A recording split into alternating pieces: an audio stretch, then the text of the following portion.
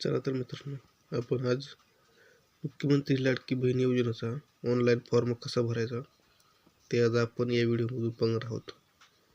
तर पहिल्यांदा तुम्हाला मित्रांनो नारी शक्ती दूत ॲप हे डाउनलोड करून घ्यायचं आहे प्ले स्टोअरवरनं व नंतर ते आपल्याला ओपन करायचं आहे. आपण ओपन करून घेतलेलं आहे मित्रांनो. आता मित्रांनो आपला लॉग इन करून घ्यायचं आहे. तुम्ही तुमचा अकाउंट बनवून घ्यायचं आहे मित्रांनो. मी पहिलेच अकाउंट बनवून घेतल्यामुळे आता मी फक्त लॉग इन करत आहे. तुमचा मोबाईल नंबर टाकून तुम्ही ॲक्सेप्ट टर्म अँड कंडिशनवर क्लिक करून लॉग इन या बटनावर क्लिक करायचं आहे. मग तुमच्या ज्या नंबरवर एक पासवर्ड येईल तो पासवर्ड तुम्हाला ह्या ठिकाणी टाकायचा आहे मित्रांनो.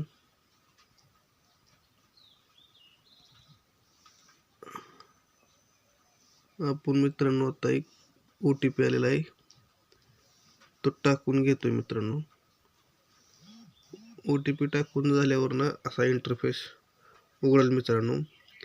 मुख्यमंत्री महिला सशक्तीकरण अभियान आणि इथं आपल्याला ऑप्शन दिसतील मुख्यमंत्री माझी लाडकी बहीण योजना, महिलांची योजना आणि केलेले अर्ज.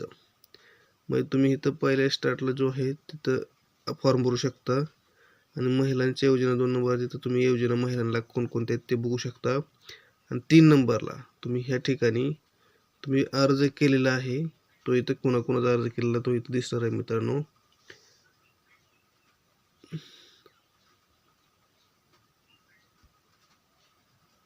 तर मित्रांनो आपण डायरेक्ट बाहेर गेलो मित्रांनो. तर आता परत इथे येऊया. तर आपल्याला मुख्यमंत्री माझी लाडकी बहीण योजनेवर क्लिक करायचं आहे फॉर्म भरण्यासाठी.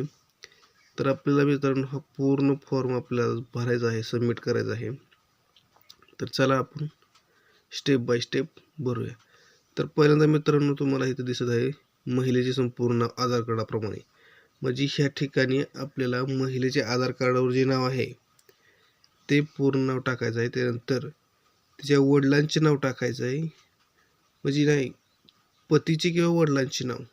जर तिचं लग्न झालं असेल तर तिचं पतीचं नाव टाकायचं, लग्न झालं नसेल तर वडिलाचं नाव टाकायचं तिच्या. तर इथं आता तिच्या पतीचं नाव टाकायचं मित्रांनो. पूर्ण ह्या कॉलममध्ये पतीचं नाव टाकायचं आहे संपूर्ण.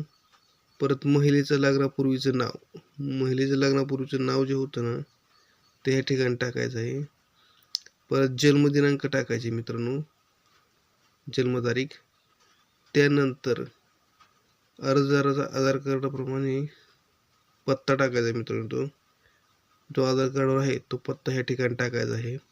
जिल्हा सिलेक्ट करायचा आहे. जिल्ह्यानंतर लगेच रिफ्रेश झाल्यानंतर तुम्ही इथं जिल्हा टाकला होता. आपण 1 मिनिट टाकून बघूया. आता आपला जिल्हा आहे मित्रांनो सोलापूर जिल्हा आहे. तर या ठिकाणी सोलापूर टाकलं तर तुमचा डायरेक्ट तालुका रिफ्रेश होईल. तिथं तालुकापर्यंत जाणार नाही पण नंतर तुम्हाला ह्या ठिकाणी तालुका धावणार आहे. त्या ठिकाणी तालुका टाकायचा आहे, गाव टाकायचं आहे तुमचं कुठलं आहे, तुमचं ग्रामपंचायत कुठली ती टाकायचं आहे, तुमचं पिनकोड टाकायचं आहे, मोबाईल नंबर क्रमांक टाकायचा आहे, तुमचं आधार क्रमांक टाकायचा आहे. त्यानंतर तुम्ही इथं शासनाच्या इतर विभागातर्फे राबवण्यात येणाऱ्या आर्थिक योजनेचा लाभ घेत आहात का. घेत आहात तर तुम्ही इथं येस करायचं नाही तर नो करायचं. विभाग विहाय योजना इथे काय होणार नाही मित्रांनो. ह्या ठिकाणी काय करायचं आहे तुम्हाला वैवाहिक स्थिती म्हणजे तुम्ही मॅरिड आहात का अनमॅरिड, म्हणजे तुमचं लग्न झालं आहे का नाही ते लिहायचं आहे. महिलेचा जन्म परराज्यात झाला आहे का, झाला असेल तर येस करा नाही तर नो करून टाका मित्रांनो. अर्जदाराचे खाते असलेल्या बँकेचे तपशील. आता तुम्हाला जे खातेदार आहे त्याचं बँकेचं सगळं डिटेल्स भरायचे मित्रांनो.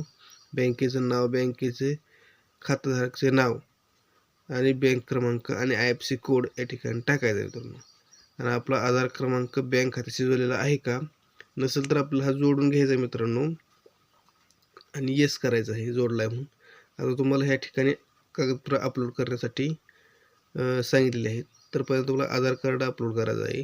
2 नंबरला तुमच्याकडे मित्रांनो या ठिकाणी 2 नंबरला तुम्हाला आदिवासी प्रमाणपत्र, जन्म प्रमाणपत्र आणि शाळा सोडल्याचा दाखला.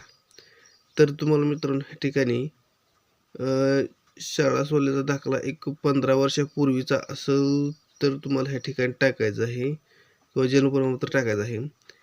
नसेल तर तुम्हाला रहिवासी दाखला काढायचा आहे 1 वर्षाचा किंवा 1 वर्षाचा चालतो मित्रांनो तहसीलदारचा आणि ह्या ठिकाणी टाकायचा अपलोड करत आहे.